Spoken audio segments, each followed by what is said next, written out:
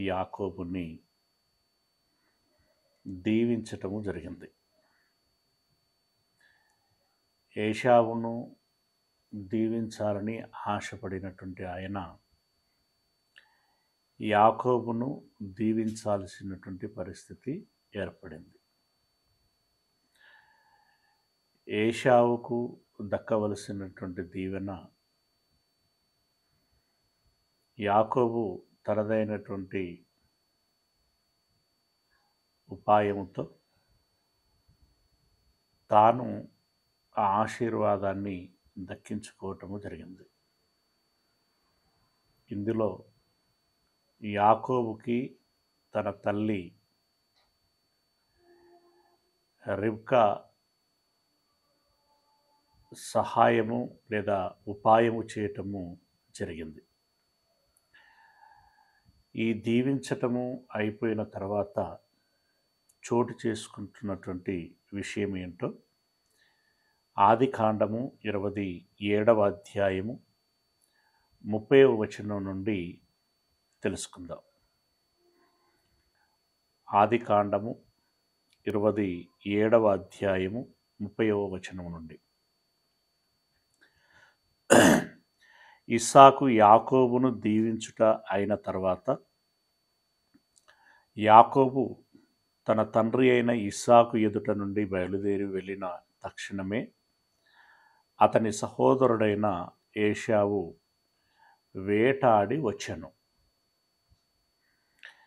యాకోబు తన తండ్రి దగ్గరికి వచ్చినటువంటి పని పూర్తయిన వెంటనే బహుశా ఎంత త్వరగా తండ్రి యొద్ద నుండి దూరం వెళ్ళిపోతే అంత మంచిది అని యాకోబు భావించి ఉంటాడు.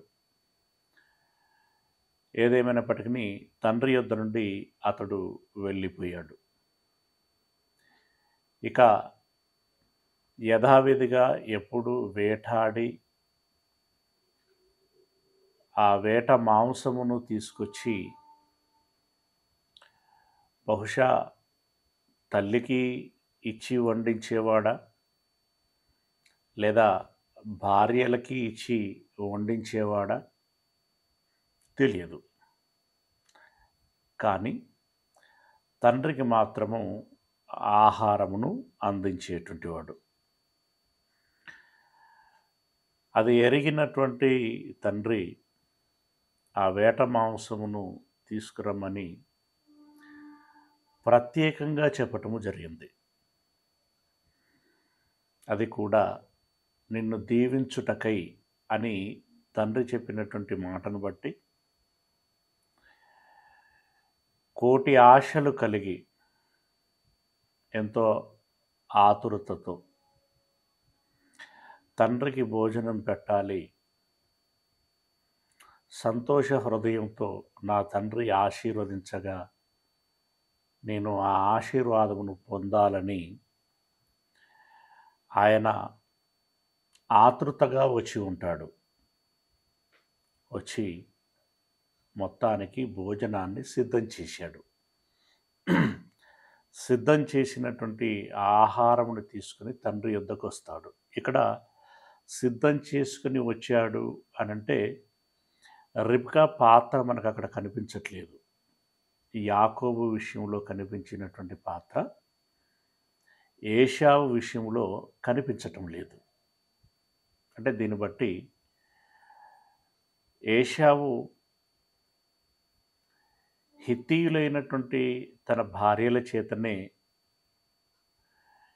ఆ వంట వండించి ఉంటాడు అనేటువంటి విషయం మనకి అర్థమవుతుంది. సరే, ఎట్టకేలకి సిద్ధం చేశాడు. దాన్ని తీసుకొని తండ్రి యొద్దకి వచ్చాడు. ఎదుటి నుండి బయలుదేరి వెళ్ళిన తక్షణమే అతని సహోదరుడైన ఏశావు వేటాడి వచ్చెను. అతడును రుచిగల భోజ్యములను సిద్ధపరిచి తన తండ్రి యొద్దకు తెచ్చి, నా తండ్రి నన్ను దీవించున్నట్లు లేచి నీ కుమారుడు వేటాడి తెచ్చిన దానిని తినుమని తన తండ్రితో అనెను. నిజాయితీగా ఆహారాన్ని సిద్ధపరిచి తన తండ్రి వద్దకు తీసుకొచ్చి, నా తండ్రి అనేటువంటి ఒక మంచి హృదయ ఆర్ద్రతతో అడిగి దీవించుము అని అన్నాడు. అతని తండ్రి అయిన ఇస్సాకు, అదేంటి మళ్ళీ దీవెన మాట వినబడుతుంది, దీవించుమని అడుగుతున్నారు, ఇంతకు ముందే కదండి నేను దీవించింది, మళ్ళీ దీవించమని అడుగుతున్నాడేంటి?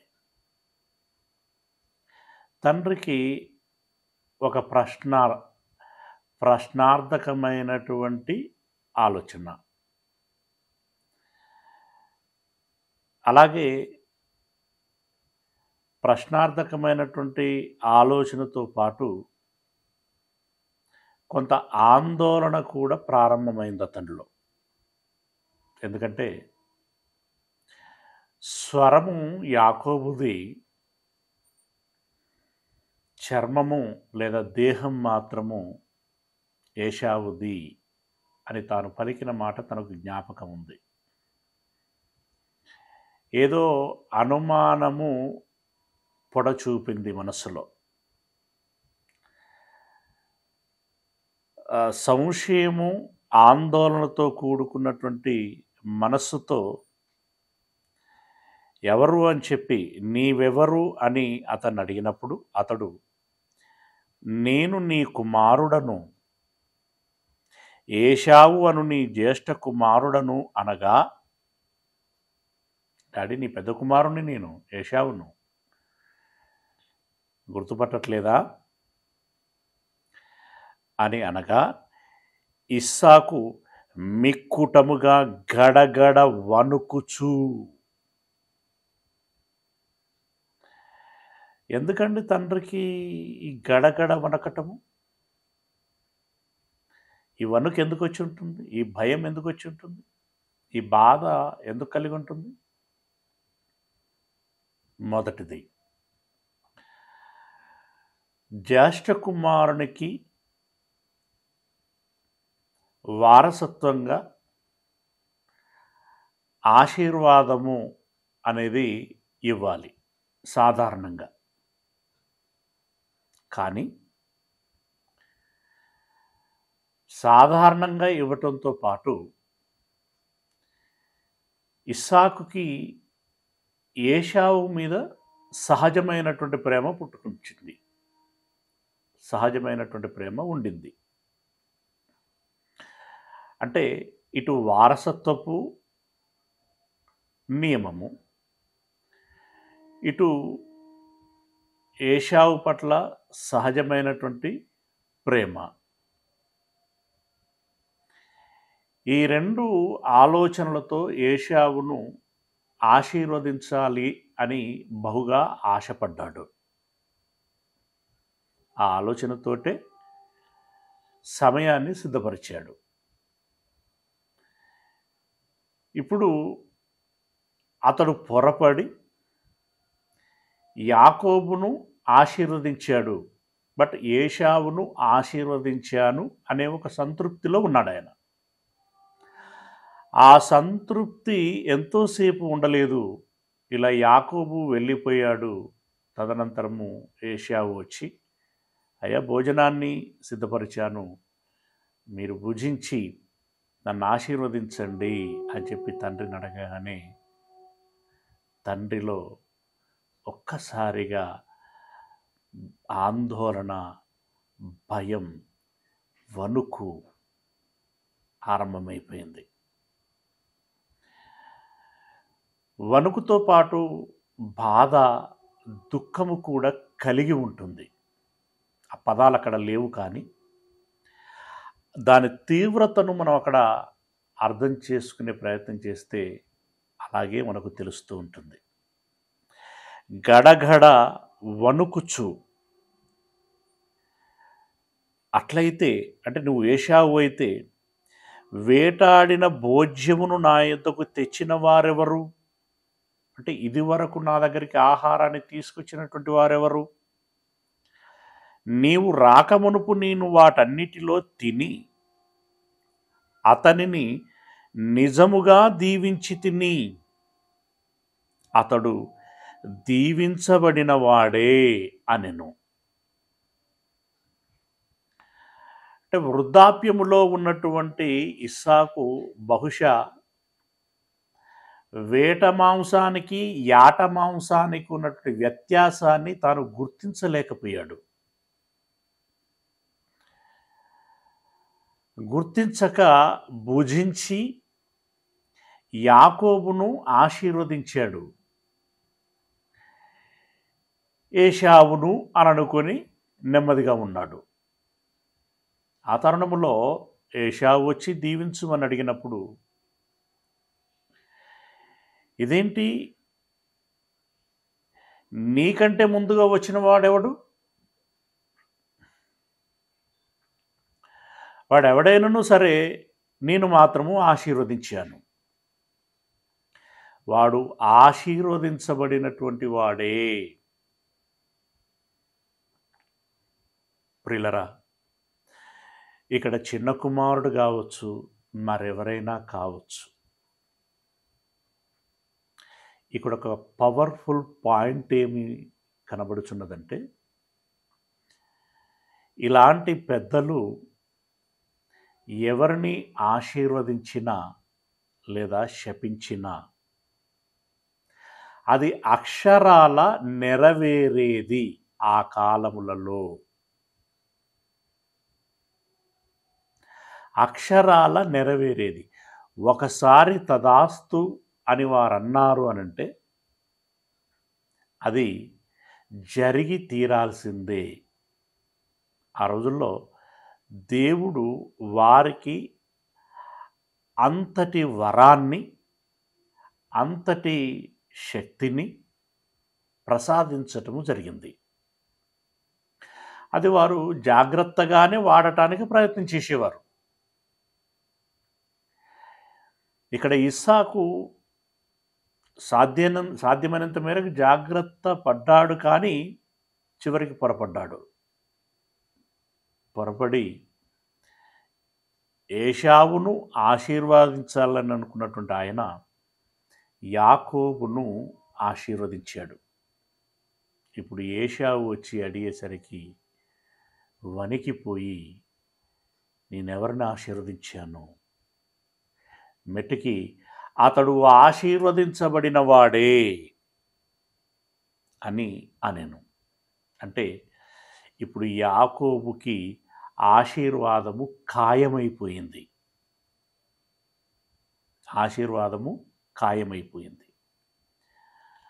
ఇప్పుడు ఏశావును ఆశీర్వదించిన తర్వాత యాకోబును కూడా ఆశీర్వదించవచ్చు కదా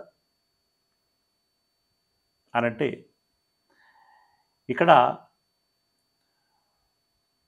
ఎంత పడితే అంత, ఎవరికి పడితే వారికి, ఎప్పుడంటే అప్పుడు ఆశీర్వదించగలిగేటువంటి వెసులుబాటు ఇస్సాకుకు లేనట్లుగా మనకు అర్థమవుతుంది. అంటే తన దగ్గర 10 తులముల బంగారము ఉన్నది అనంటే, ఉదాహరణకి ఆ ఉన్న 10 తులముల బంగారము ఒకరికి ఇవ్వాలని అనుకొని ఇచ్చి వేసిన తర్వాత మరొకరు వచ్చి అడిగితే ఇవ్వటానికి తన దగ్గర ఏమీ ఉండదు. అది ఎలాగో తన దగ్గర పరిమితమైనటువంటి ఆశీర్వాదమే ఉన్నది. ఆ ఆశీర్వాదాన్ని యాకోబుకి ఇచ్చేశాడు. ఇక మరలా ఆశీర్వదించటానికి ఏమీ ఆయన యొద్ద లేదు. మొత్తానికి నేను యాకోబును ఆశీర్వదించేశాను, అతడు ఆశీర్వదించబడిన వాడే అనెను. ఏశావు తన తండ్రి మాటలు వినినప్పుడు దుఃఖక్రాంతుడై పెద్ద కేక వేసి, ఓ నా తండ్రి, నన్ను దీవించుమని తన తండ్రితో చెప్పెను. ఇస్సాకు ఎంతగా గడగడ వణికిపోయాడో అంతకంటే ఎక్కువగా ఏశావు దుఃఖాక్రాంతుడైపోయాడు. ఎందుకంటే ఆశీర్వాదం యొక్క విలువ అతనికి తెలుసు, దాని ప్రాధాన్యత తెలుసు, అవసరత తెలుసు. అలాంటి ఆశీర్వాదము నాకు ఇస్తానని మాట ఇచ్చినటువంటి నా తండ్రి మరెవరికో ఇదివరకే ఇచ్చానంటాడేంటి? ఇక ఇచ్చేసిన తర్వాత నాకేం మిగిలి ఉంటుంది? అయ్యో, నేను అన్యాయమైపోయాను, నేను నష్టపోతున్నాను, ఇక నా జీవితంలో నాకు మేలు ఏమీ ఉండదు, మేలు లేనటువంటి నా జీవితము నిస్సారమైనటువంటిది, ఆందోళన చెందాడు. ఇక్కడ మరి ఏశావుకు రావలసినటువంటి ఆశీర్వాదము యాకోబునకు వెళుతుంటే దేవుడేం చేశాడు? సహజంగా ఈ ప్రశ్న మనకు వస్తుంది. దేవుడేం చేశాడు? ప్రియులారా, దేవుడు ఏశావుకు సహజంగానే ఆ ఆశీర్వాదము చెందాలని భావన కలిగి ఉన్నవాడే. కానీ ఆ భావన కలిగి ఉన్నవాడే, కలిగి ఉన్నాడు కాబట్టే తల్లి గర్భములో పెనుగులాడిన ఏశావు యాకోబులు పెనుగులాడిన మొదటగా బాహ్య ప్రపంచంలోనికి రావటానికి దేవుడు ఏశావుకే అవకాశం ఇచ్చాడు. అంటే మొదటి అవకాశం ఎవరికి ఇచ్చాడు దేవుడు అని అంటే ఏశావుకే ఇచ్చాడు. అలా తాను జ్యేష్ఠుడిగా జన్మిస్తే ఆశీర్వదించబడటానికి అతనికి అవకాశము దక్కుతుంది. దాన్ని దృష్టిలో పెట్టుకొని అతనికి జన్మనివ్వటం జరిగింది. అంటే ఇప్పుడు ఏశావుకు ఆశీర్వాదం దక్కాలని దేవుడు భావించాడు. కానీ ఒక్క పూట కూటి కోసం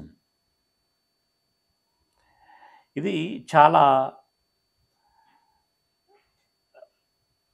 హీనమైనటువంటి ఆలోచనగా మనకి కనబడుతుంది. హీనమైనటువంటి నిర్ణయంగా మనకి తెలుస్తూ ఉంటుంది. ఒక్క పూట కూటి కోసం అంత గొప్ప వరప్రసాదమైనటువంటి జ్యేష్ఠత్వాన్ని అమ్మేసుకున్నాడు. ఈ విషయంలో దేవునికి చాలా కోపం వచ్చింది. అది దేవుడు ప్రసాదించినటువంటి జన్మ భాగ్యం. అలాంటి జన్మని, అలాంటి భాగ్యాన్ని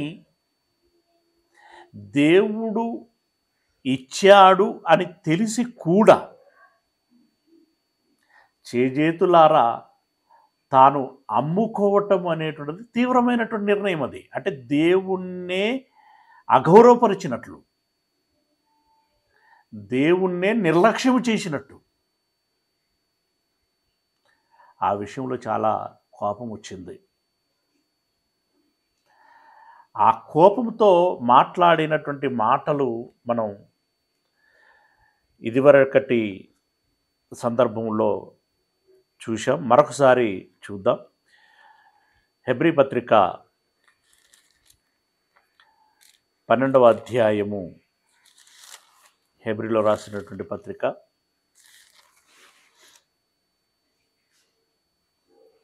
12వ అధ్యాయము 16వ వచనాన్ని ఇదివరకు చదివాం, మళ్ళీ చదువుదాం. ఒక పూట కూటి కొరకు తన జ్యేష్ఠత్వపు హక్కును అమ్మివేసిన ఏశావు వంటి భ్రష్టుడైనను వ్యభిచారి అయినను ఉండునేమో. అంటే ఏశావు ఒక భ్రష్టుడైపోయాడు, ఒక వ్యభిచారి అయిపోయాడు. భ్రష్టుడు మీన్స్ తప్పుడు ఆలోచన చేశాడు. వ్యభిచారి మీన్స్ నన్ను దృష్టిలో పెట్టుకోవలసి ఉండే, కాకుండా నా స్థానములో భోజనాన్ని దృష్టిలో పెట్టుకున్నాడు. నాకంటే ఎక్కువగా లేదా జ్యేష్ఠత్వం కంటే ఎక్కువగా ఆహారమును ప్రేమించాడు. అలా వ్యభిచరించినటువంటి వాడయ్యాడు. అలాంటి ఆలోచన కలిగినటువంటి వారు మీలో ఎవరైనా ఉంటారేమో చూచుకొనుడి. మనం కూడా అప్పుడప్పుడు దేవునికి ఇవ్వాల్సినటువంటి ప్రాధాన్యతకు బదులుగా మరే దేనికైనా ఇస్తున్నామా? దేవునికి ఇవ్వవలసినటువంటి సమయానికి బదులుగా ఆ సమయాన్ని వేరే దానికి దేనికైనా ఇస్తున్నామా? దేవుణ్ణి ధ్యానించాల్సినటువంటి బాధ్యత కలిగినటువంటి మనము, అవసరత కలిగినటువంటి మనము ఆ ధ్యాన ఆలోచనని, ఆ సమయాన్ని వేరే దాని మీద దృష్టి సారించి అలా గడుపుచున్నామా? ఇక్కడ ఇతడు భోజనానికి ప్రాధాన్యతనిచ్చాడు. మీరు నచ్చుకోకపోతే మీ కారణాలు ఉంటాయి, నేను అర్థం చేసుకోగలను. ఎన్ని కారణాలున్నా మన కారణాలు దేవుణ్ణి సమ్మతిపరచగలగాలి. లేదంటే ఎన్ని కారణాలు చెప్పినా అక్కడ దేవుణ్ణి ఒప్పించలేము. అయ్యా నాకు ఆకలయింది, నన్ను ఏం చేయమంటారు? ఆకలితో నేను విలవిలలాడిపోయాను, నేను తట్టుకోలేకపోయాను, ఆ పరిస్థితుల్లో తిన్నానయ్యా. అది మీకు అర్థం కాదా? మీరు అర్థం చేసుకోలేరా? మీరు చూడలేదా? నన్ను గమనించలేదా మీరు? నేను ఎందుకు తినాల్సి వచ్చింది? నేను ఎందుకు ఆ పరిస్థితుల్లో జ్యేష్ఠత్వం పాకుపోతే పోయింది అని చెప్పి నేను భోజనం చేయాల్సి వచ్చింది? దేవా, మీకు తెలుసు కదా, దాన్ని బట్టి నా పట్ల జాలి చూపించవచ్చు కదా, క్షమించవచ్చు కదా, కరుణించవచ్చు కదా. నా ఆశీర్వాదము నాకు ఉండనివ్వచ్చు కదా. ఆశీర్వదించేటట్లుగా నా తండ్రిని మీరు ఏర్పాటు చేసి ఉండొచ్చు కదా. ఇలా అన్నట్టుగా మనకు కనిపించదు, కానీ పరిస్థితి అలాగే ఉంది కదా. ఇప్పుడు ఏశావు పొరబడి మరలా నాకు ఆశీర్వాదము కావాలని తండ్రి యొద్దకు వస్తే అతని పరిస్థితి ఏమైందట అంటే చూడండి, 17వ వచనంలో, జ్యేష్ఠత్వపు హక్కును అమ్మివేసుకున్నటువంటి ఆ ఏశావు ఆ తరువాత ఆశీర్వాదము పొందగోరి, ఎప్పుడైతే జ్యేష్ఠత్వపు హక్కును అమ్మేసుకున్నాడో ఆ అర్హత పోయింది, ఆయనకి అర్హత పోయింది. అర్హత పోయిన తర్వాత ఇప్పుడు ఆలోచన కలిగి ఆశీర్వాదము పొందగోరి కన్నీళ్లు విడుచుచు దానికోసరము శ్రద్ధతో వెదకినను మారు మనసు పొందని అవకాశము దొరకక విసర్జించబడినని మీరెరుగుదురు. అయ్యా తప్పైపోయిందయ్యా, అప్పుడేదో ఆకలి మీద ఉన్నటువంటి ఆతృతతో నేనేం చేశానో, నా ఇంగితాన్ని కోల్పోయానయ్యా, క్షమించండి, నా ఆశీర్వాదాన్ని నాకు అనుగ్రహించండి, నాకు ఇప్పుడు బుద్ధి వచ్చింది, మరొకసారి ఇలా చెయ్యను అనేటువంటి ఆలోచనకు అతడు వచ్చినా కూడా ఆల్రెడీ జరగాల్సినటువంటి నష్టము జరిగిపోయింది. ఇప్పుడు నీవు అడిగినా నీకు ఇవ్వటానికి ఏమీ లేదు. నువ్వు అడిగినా నీకు ఇవ్వటానికి ఏమీ లేదు. అంటే ఇక్కడ ఎంత తీవ్రమైనటువంటి విషయం మనకు కనబడుతుందంటే, మారు మనసు పొందని అవకాశము దొరకలేదు. దొరకలేదు అంటే ఇక్కడ మనం అర్థం చేసుకోవాల్సిన విషయం ఏంటంటే, ఆల్రెడీ నేను చెప్పాను కదా, 10 తులాల బంగారం తండ్రి యొద్ద ఉన్నది, అతడు ఒక ఆయనకి ఇచ్చేసాడు అని అంటే, మళ్ళీ ఇంకో కొడుకు వచ్చి అడిగితే ఇవ్వటానికి ఆయన దగ్గర ఉంటే ఇవ్వగలడేమో, కానీ అసలు లేదు కదా, అతని దగ్గర లేదు కదా. అంటే దేవుడు పరిమితి పెట్టాడు, ఆశీర్వాదానికి కూడా ఒక పరిమితి పెట్టాడు. ఆ పరిమితి లోపు అతడు ఆశీర్వదించాడు. మరలా ఆశీర్వదించటానికి ఇస్సాకు యొద్ద ఏమీ లేదు. ఇప్పుడు ఇతడు మారు మనస్సు పొందినా కూడా అవకాశమేమీ లేకుండా పోయింది. మారు మనసు పొందని అవకాశం దొరకక విసర్జించబడెనని మీరెరుగుదురు. విసర్జించబడెనని మీరెరుగుదురు. విసర్జించబడింది ఇస్సాకుతో కాదు, విసర్జించబడింది అంటే ఇస్సాకుతో కాదు అనేటువంటి మాట. ఇస్సాకు నేనేం చేయలేను అని చేతులెత్తేశాడు. అంత ప్రేమ కలిగినటువంటి తండ్రి, నేనేమి చెయ్యలేను రేఖ, నేనేమి చెయ్యలేను అని ఇస్సాకు చేతులెత్తేశాడు. దేవుడు కూడా పట్టించుకోలేదు. దేవుడు కూడా పట్టించుకోలేదు. అలాంటి పరిస్థితి మీకేమైనా వస్తుందేమో మీరు చూసుకొనుడి అని అంటున్నాడు అక్కడ. ఇదెంత విలువైనటువంటి మాట అనేటువంటిది మనం గమనించాలి. ఎంత ముఖ్యమైనటువంటి మాట. ఒకనాడు జరిగినటువంటి చరిత్రలోని సంగతిని పునరావృతం చేస్తూ మీరు అలాంటి ప్రమాదంలో పడుతారేమో, మిమ్మల్ని మీరు ఒకసారి గమనించుకోండి, జాగ్రత్త పడండి.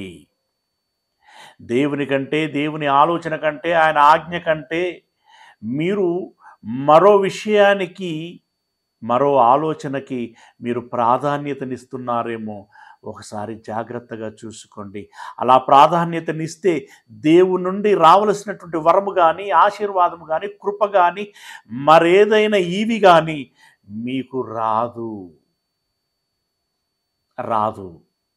రాక నష్టపోయినటువంటి మీరు ఆ నష్టము చవి చూసిన తర్వాత, అయ్యో ఇది నాకు వద్దు, నాకు మేలు కావాలి, ఈ కీడు వద్దు, నాకు ఆశీర్వాదము కావాలి, దేవుని దయ కావాలి, కృప కావాలి, ఈవులు కావాలి అని నువ్వు అప్పుడు అడిగితే నీకేమీ ప్రయోజనము ఉండదు. అయ్యా నేను ఇప్పుడు మారుతాను, ఇప్పుడు నేను నీ చిత్తానుసారంగా ఉంటాను అనంటే సమయం అయిపోయింది అని అంటాడు. సమయము అయిపోయింది. బాల్య దశలో ఉండాల్సినటువంటి స్థితి బాల్యంలో ఉంటుంది, యవన ప్రాయంలో ఉండాల్సినటువంటి స్థితి యవన ప్రాయంలో ఉంటుంది, వృద్ధాప్యంలో ఉండాల్సినటువంటి స్థితి వృద్ధాప్యంలో ఉంటుంది. నీ యవనములో నీవు పరిగెత్తాల్సినంతగా నువ్వు పరిగెత్తకుండా, నువ్వు చేయాల్సినంతగా చేయకుండా, నువ్వు వెచ్చించాల్సినంతగా వెచ్చించకుండా, వృద్ధాప్యం వచ్చిన తర్వాత అంటే నీకు తెలిసి కూడా వృద్ధాప్యం వచ్చిన తర్వాత నువ్వు లెక్క చూపించుకోవాలనుకుంటే ఎలా ఈ గడిచిపోయినటువంటి దానికి నువ్వు సమాధానము ఎలా చెప్పుకోగలవు, ఎలా సమర్థించుకోగలవు, ఎలా దేవుని ఒప్పించుకోగలవు.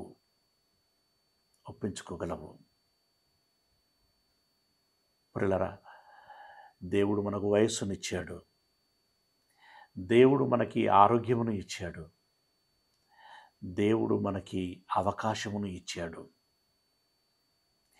ఈ వయస్సుని, ఈ ఆరోగ్యాన్ని, ఈ అవకాశాన్ని, ఈ జ్ఞానాన్ని మనం ఏం చేస్తున్నాం? సద్వినియోగం చేస్తున్నామా లేదా?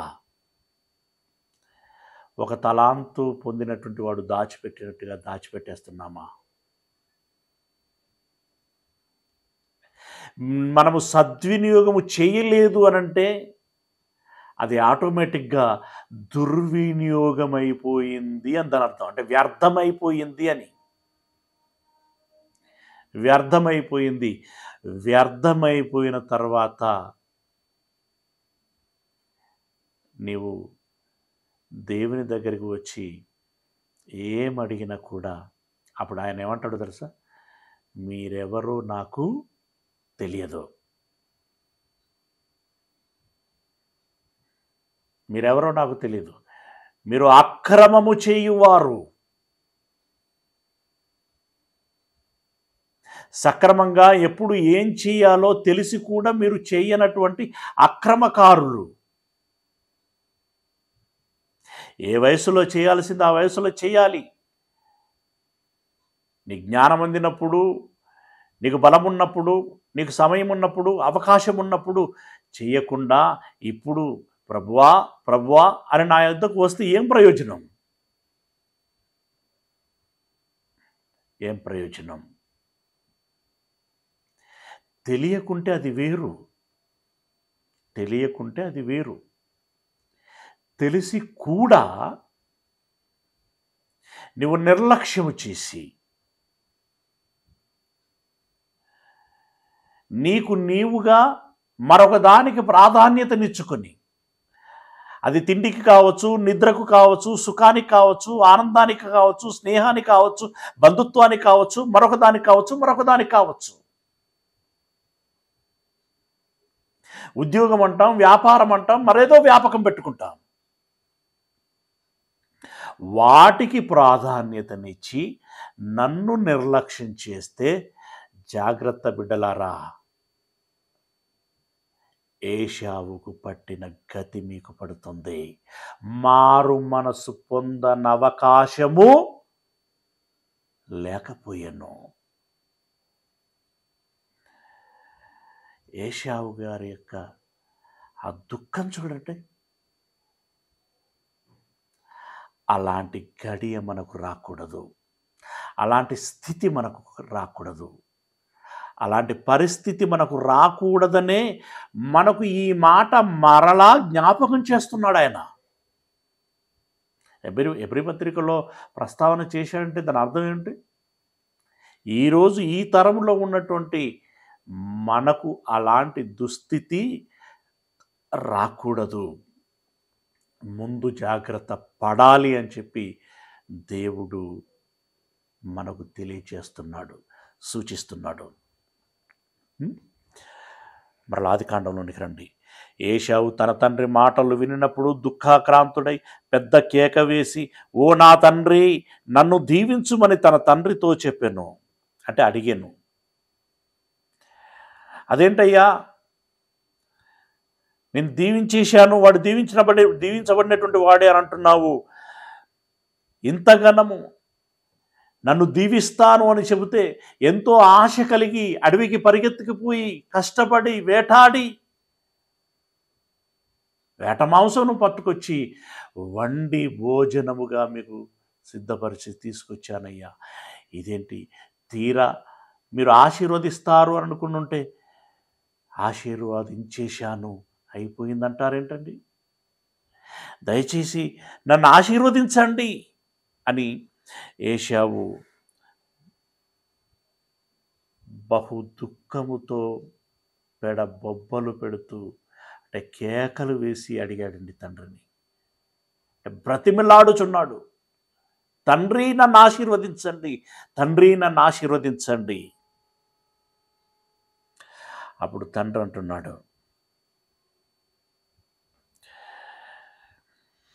నేనేం చేసేదిరా, ఉన్నదంతా ఇచ్చేశాను, ఇంకా తెమ్మంటే నేను ఎక్కడి నుండి తేవాలి?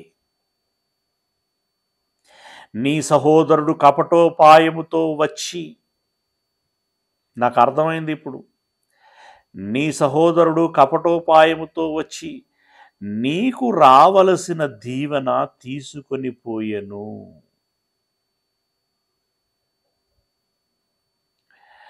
ఇప్పుడు నేనేం చెయ్యలేనురా,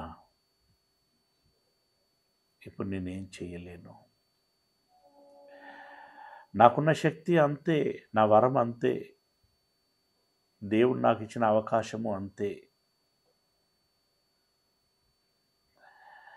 నీ తమ్ముడు మోసపోయాడు, నీ తమ్ముడు మోసం చేశాడు, నేను మోసపోయాను.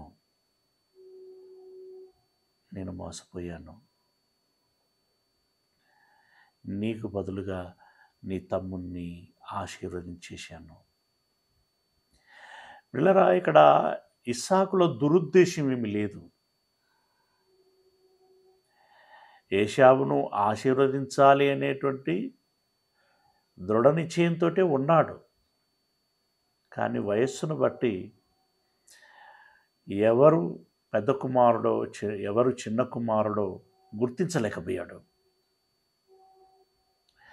దాని అవకాశంగా తీసుకున్నటువంటి యాకోబు ఆ ఆశీర్వాదాన్ని ఎత్తుకెళ్ళాడు, కొట్టుకుపోయాడని చెప్పచ్చు. ఆ ఆశీర్వాదాన్ని ఎత్తుకుపోయాడు.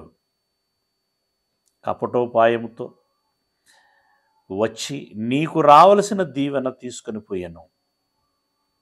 అప్పుడు ఏశావు అంటున్నాడు, యాకోబు అను పేరు అతనికి సరిగానే చెల్లినది.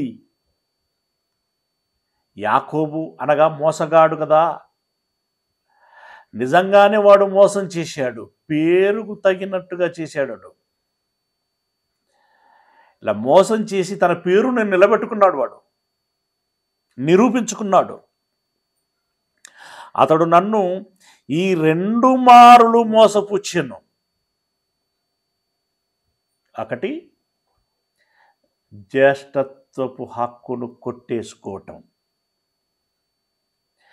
ఏదో నేను ఆకలిగా ఉంటే దాని అవకాశంగా తీసుకొని జ్యేష్ఠత్వపు హక్కు తీసుకున్నాడు. ఇప్పుడు నాకు రావలసినటువంటి ఆశీర్వాదమును వాడు తీసుకున్నాడు.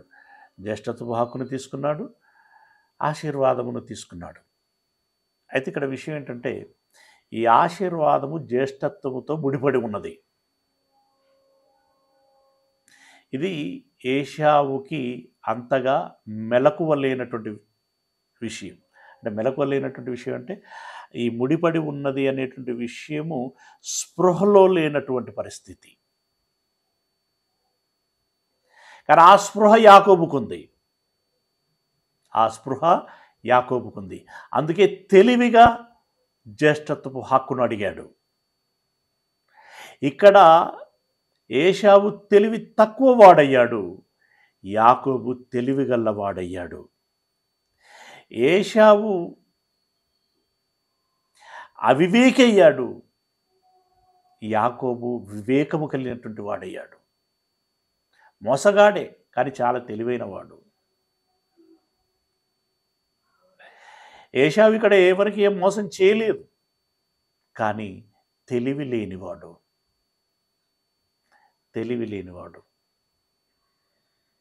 ప్రియులారా, దేవుడు మనకిచ్చిన మెదడును వాడాలి.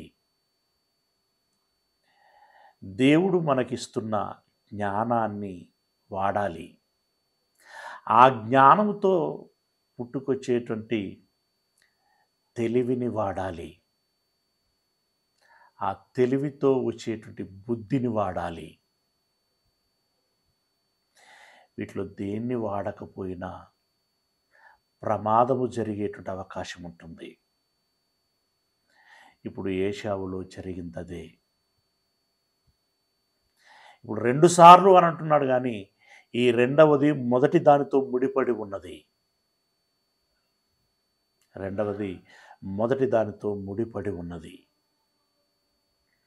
ఈ 2 సార్లు నన్ను మోసం చేసెను, నా జ్యేష్ఠత్వము తీసుకునెను. ఇదిగో ఇప్పుడు వచ్చి నాకు రావలసిన దీవెనను తీసుకునని చెప్పి నా కొరకు మరి ఏ దీవెనయు మిగిల్చి ఉంచలేదా అని అడిగాను. తండ్రి, నాకు రావలసిన దీవెన వాడు ఎత్తుకెళ్ళాడు. అయ్యా, ఇంకా ఏ దీవెన నా కోసం మిగిల్చి ఉంచలేదా మీరు? ఇంకేమి లేదా అయ్యా? అంటే ఇది ఎలా ఉంటుంది అని అంటే,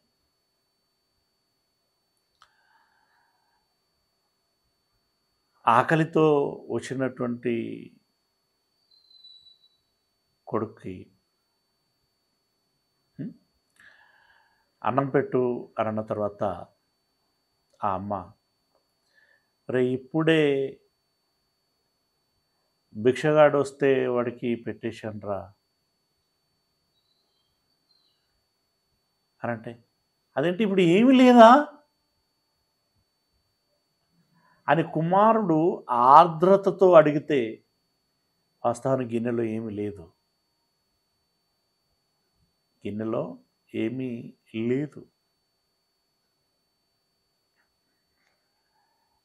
ఆ సందర్భం, ఆ సిచ్యువేషను ఎలాగుంటుందో, ఇది అంతకంటే తీవ్రమైనటువంటిది.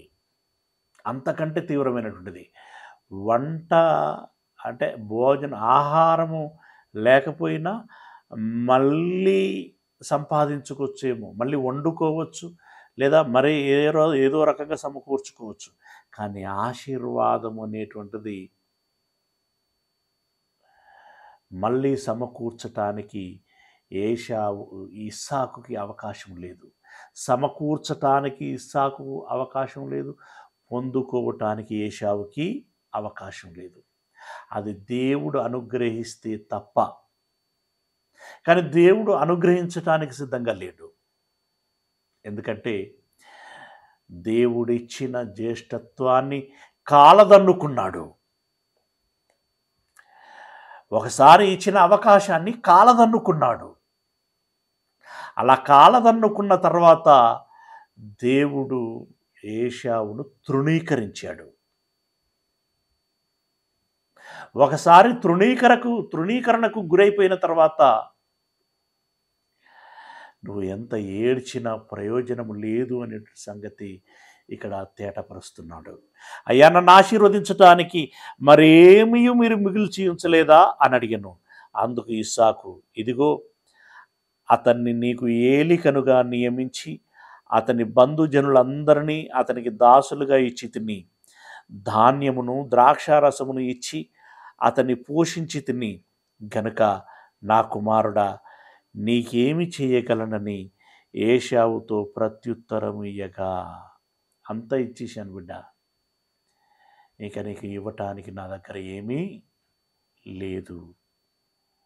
ఏశావు నిస్సహాయతతో, అతడు కూడా బాధపడుతున్నాడు ఏశావు, కానీ ఏం ప్రయోజనం? నిస్సహాయతతో తన చేతులు ఎత్తేశాడు. నీకేమి ఇయ్యగలను అంటే దాని అర్థం, నేనేమి ఇయ్యలేనురా, నేనేం చెయ్యలేనురా, ఇప్పుడు నేనేమి చెయ్యలేను. అప్పుడు ఏశావు, నా తండ్రి, నీ యొద్ద ఒక్క దీవెనయే ఉన్నదా? రెండవది లేదా తండ్రి? మరీ ఒకటే ఉన్నదా? మరీ ఒకటే ఉన్నదా? అవును, దేవుడు అతనికి ఒకటే ఇచ్చాడు. ఇక్కడ ఇస్సాకేం దాచుకోవట్లేదు పాపం. మరీ ఒకటే ఉన్నదా? నా తండ్రి, నన్ను కూడా దీవించుమని తన తండ్రితో చెప్పి ఏశావు ఎలుగెత్తి ఏడవగా, ఆ దృశ్యాన్ని చూసిన వాళ్ళెవ్వరికైనా దుఃఖం వస్తుందండి. అప్పుడు ఆ ప్రజెంట్ సిచ్యువేషన్ ఏదైతే ఉండిందో దాన్ని కళ్ళతో చూసినటువంటి వారు ఎవరైనా ఏడవకుండా ఉండరు. ఇప్పుడు దీన్ని మనము అర్థం చేసుకుంటే, మన మనోనేత్రములతో ప్రస్తుతానికి మనం చూడగలిగితే, ప్రస్తుతము మనం దాన్ని చూడగలిగితే మన కళ్ళు కూడా చెమ్మగిల్లుతాయి. అర్థం చేసుకుంటే ఎంత బాధాకరమైనటువంటి విషయం కదా. ఒక చిన్న పొరపాటు పెద్ద ప్రమాదానికి దారితీసింది, పెద్ద నష్టానికి దారితీసింది, తీర్చలేని నష్టానికి దారితీసింది. అది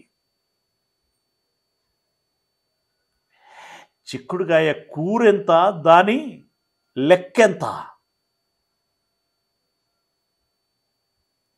అది ఎర్రగా ఉన్నదని బాగా ఇష్టపడ్డాడట. అంటే ఏదైనా తోటలో ఆ మంచి చెడులను తెలియజేసేటువంటి ఓ పండు ఉంది కదా, దాని లెక్కెంత? పొరబడి పండు తిన్న పరిస్థితి, ఆ పండు తిన్నటువంటి ఆ పరిస్థితికి ఇప్పుడు చోటు చేసుకున్న పరిణామాలకి ఎంత ప్రమాదము, ఎంత ప్రమాదం. ఒక చిన్న పొరపాటు కానీ పెద్ద ప్రమాదానికి దారితీస్తున్నది. అంటే మనకు అది చిన్నదిగా కనిపిస్తుంది, కానీ వాస్తవానికి అది చిన్నది కాదు, చిన్నదిగా అనిపిస్తుంది. మనం కూడా కొన్నిసార్లు నిర్ణయాలు తీసుకునేటప్పుడు, అడుగులు వేసేటప్పుడు అది చిన్నదే కదా, అయితే పెద్ద విషయం కాదు కదా, ఈ ఒకరోజు పోకపోతే ఏమైతుంది, ఈ ఒకరోజు చేయకపోతే ఏమైతుంది అనుకుంటూ ఉంటాం. అది చర్చికి వెళ్ళే విషయం కావచ్చు, కానుక ఇచ్చే విషయం కావచ్చు, లేదా చేతులతో పరిచర్య చేసేటువంటి విషయం కావచ్చు, ప్రార్థించే విషయం కావచ్చు, ధ్యానించేటువంటి విషయం కావచ్చు, కృతజ్ఞత చెల్లించే విషయం కావచ్చు, స్తోత్రం చేసేటువంటి విషయం కావచ్చు, సహోదరత్వం, సహోదరిమని తత్వం కలిగి ఉండేటువంటి విషయం కావచ్చు, సహవాస విషయం కావచ్చు, ప్రేమ విషయం కావచ్చు,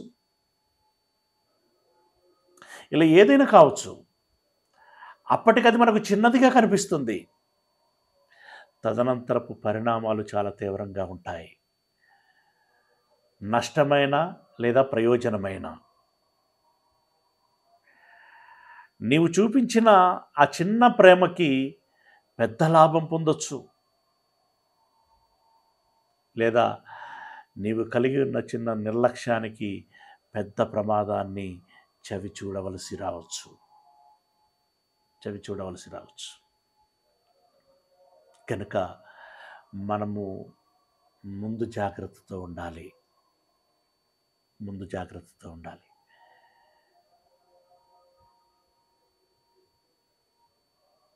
అబ్రహాము దగ్గరికి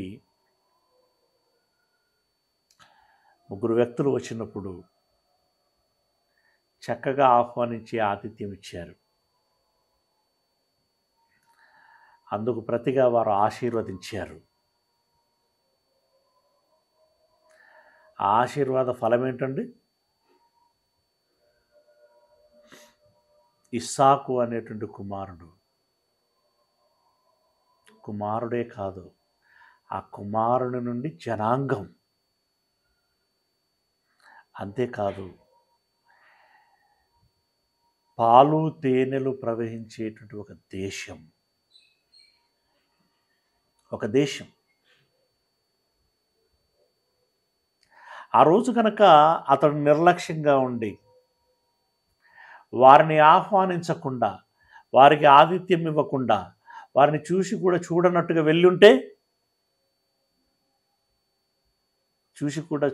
వెళ్ళుంటే అబ్రహాము గారి జీవితం తలక్రిందులయ్యేది. ఆయన జీవితం తలక్రిందులయ్యేది. మళ్ళీ తెరహు దగ్గరికి వెళ్ళినా కూడా పరిస్థితి ఎలాగుండేదో, ఉన్నది పోయింది, ఉంచుకున్నది పోయింది అన్నట్టుగా అయిపోయేది. చిన్నవి కానీ పెద్ద పరిణామాలకు దారితీస్తాయి. అది మేలైనా సరే, కీడైనా సరే.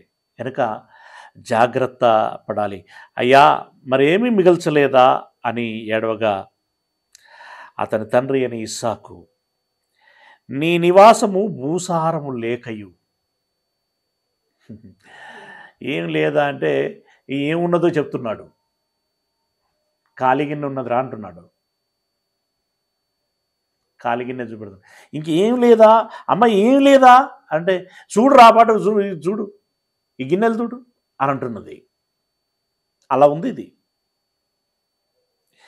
నీ నివాసం భూసారము లేకయు, పైనుండి పడు ఆకాశం మంచు లేకయు ఉండును. ఎందుకంటే అడిగి ఇచ్చేశాను. నీవు నీ కత్తి చేత బ్రతుకుదువు. ఒక్క విద్య నీ చేతిలో ఉంది, ఆ కత్తి చేత అంటే వేట చేత నువ్వు బ్రతుకుదువు, నీ సహోదరునికి దాసుడవగుదువు, నీ తమ్మునికి నీవు దాసుడవవుతావురా అన్నాడు. అంటే అన్న ఇప్పుడు తమ్ముడికి దాసుడవుతున్నాడు. ఈ సందర్భాలు మీరు గమనించినట్లయితే సమూయేలు మొదటి గ్రంథం 21వ అధ్యాయము 7వ వచనంలో నిజంగా ఈ మాట అలా నెరవేరిందా అనంటే మనకి నెరవేరిందో లేదో అర్థమయ్యేటువంటి విధంగా వ్రాయబడినటువంటి సందర్భం. సమూయేలు గ్రంథము మొదటిది 21వ అధ్యాయము 7వ వచనము. ఆ దినమున సౌలు యొక్క సేవకులలో ఒకడు అక్కడ యెహోవా సన్నిధిని ఉండెను. అతని పేరు దోయేగు. దోయేగు ఎవరి సంతానము అనంటే ఏశావు సంతానం. సౌలు ఎవరయ్యా అనంటే యాకోబు సంతానం. ఇప్పుడు ఈ యాకోబు సంతానమైన సౌలుకి ఏశావు సంతానమైనటువంటి దోయేగు దాసుడయ్యాడు. అవునా? రైట్. మరొక సందర్భం, రెండవ పుస్తకము సమూయేలు, రెండవ పుస్తకము 8వ అధ్యాయము 14వ వచనము. 8వ అధ్యాయము 14వ వచనము. మరియు ఏదోము దేశమందు అతడు దండును ఉంచెను.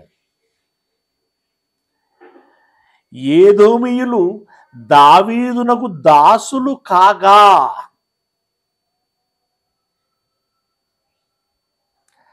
అంటే ఏదోమీయులు దావీదుకు దాసులయ్యారట.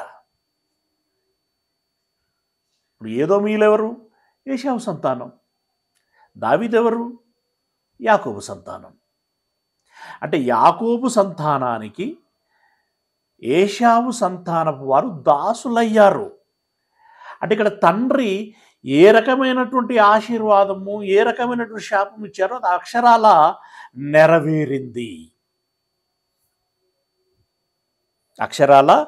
నెరవేరింది. మళ్ళీ ఆదికాండంకి వద్దాం. నీ నివాసం భూసారము లేకయు, పైనుండి పడు ఆకాశం మంచు లేకయు ఉండును. నీవు నీ కత్తి చేత బ్రతుకుదువు, నీ సహోదరునికి దాసుడవగుదువు. నీవు తిరుగులాడుచుండగా నీ మెడ మీద నుండి అతని కాడి విరిచి వేయుదువు అని అతనికి ఉత్తరం ఇచ్చెను. అంటే నువ్వు దాసును అవుతావు, అతని భారమును మోయాల్సి ఉంటుంది. కానీ ఒకనాటికి మాత్రము ఆ భారమునకు కారణమవుతున్నటువంటి కాడిని నువ్వు విరిచివేస్తావు అని అన్నాడు. అంటే చాలా రోజులు అనుభవించాల్సి ఉంటుంది, ఆ చివరిలో నువ్వు దాన్ని విరిచేస్తావు అని అన్నాడు. ప్రియులారా, అలా ఈ ఏశావుకు రావలసినటువంటి ఆశీర్వాదము రాకపోగా ఇది దాదాపుగా శాపముతో సమానము అని చెప్పుకోవచ్చు. అలా నష్టపోవటము జరిగింది. 41వ వచనం. తన తండ్రి యాకోబుకి ఇచ్చిన దీవెన నిమిత్తం ఏశావు అతని మీద పగపట్టెను. మరియు ఏశావు, నా తండ్రిని గూర్చిన దుఃఖ దినములు సమీపముగా ఉన్నవి, అప్పుడు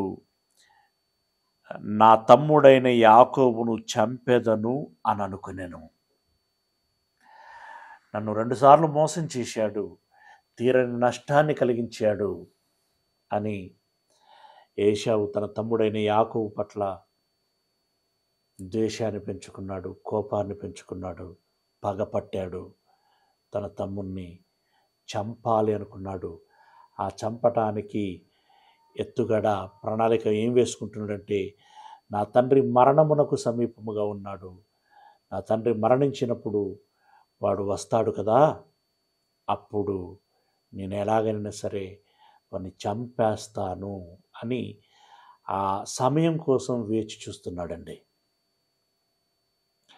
తర్వాత ఏం జరిగింది అనేటువంటి విషయాన్ని రేపటి దినం మనం తెలుసుకునేటువంటి ప్రయత్నం చేద్దాం. ప్రార్థన చేసుకుందాం. సర్వోన్నతుడైనటువంటి మా దేవుడా, మీ పాదములకు వందనాలు చెల్లిస్తున్నాం తండ్రి. ఒక ఏశావు ఎందుకు ఎంతగా నష్టపోయాడో తెలుసుకున్నాం. దేవా, ఈ మాటలు విన్నటువంటి మాకిది ఒక మేలుకొలుపు. మేము మోసపోకుండా ఉండులాగున్న దయచేసి మీరు ఎప్పుడు మీ జ్ఞానము చేత మమ్మల్ని మేలుకొల్పండి. మీ వాక్యము చేత ఆ స్పృహను ఇవ్వండి. మీ మాటలు విన్నటువంటి మీ పిల్లలను దీవించండి తండ్రి. మంచి జ్ఞాపక శక్తిని ఉంచండి. నెమరు వేసుకుని జాగ్రత్తగా ఉండగలిగేటువంటి కృపను అనుగ్రహించండి. జీవితాలకు పరిశుద్ధాత్మిక తోడును దయచేయండి. మీ పిల్లలని, వారి కుటుంబాలను మీరు జ్ఞాపకం చేసుకోండి. ఈ దినపు పనులలో తోడై ఉండండి.